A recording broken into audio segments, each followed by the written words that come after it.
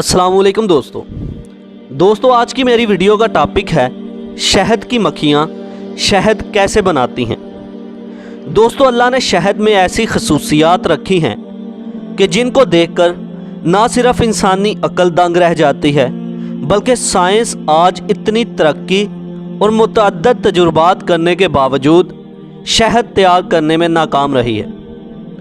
दोस्तों शहद को ना सिर्फ खाने के लिए इस्तेमाल किया जाता है बल्कि बहुत सी बीमारियों को ख़त्म करने के लिए भी इस्तेमाल किया जाता है। दोस्तों शहद की ये खसूसियत है कि अगर शहद की मक्खी मुकम्मल कुदरती अमल से शहद तैयार करे तो शहद 1000 साल भी पड़ा रहे तो ख़राब नहीं होता और ना ही इसके जायके में ज़र्रा बराबर फ़र्क आता है।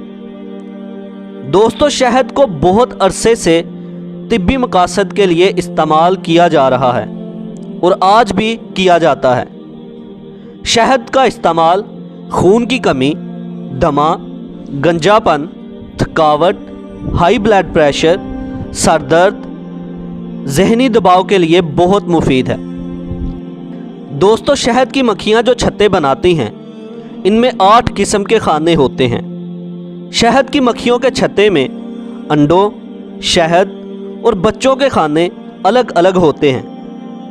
दोस्तों शहद के एक छोटे चाय के चम्मच में 5000 फूलों का रस होता है।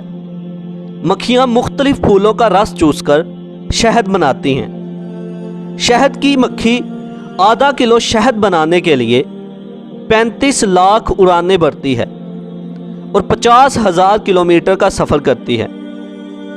दोस्तों इनमें कुछ गाइड मक्खियाँ होती हैं जो इनको रास्ता दिखाती हैं और इस तरह ये मीलों का सफ़र करती हैं। दोस्तों शहद की मक्खी रोज़ाना 15,000 अंडे जबकि एक सीज़न में 25 लाख अंडे देती हैं।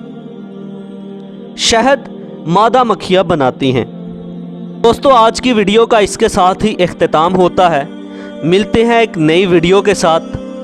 अपना ख्याल रखिएगा, अपने घर वालों का ख्याल रखिएगा। अल्लाह हाफिज़।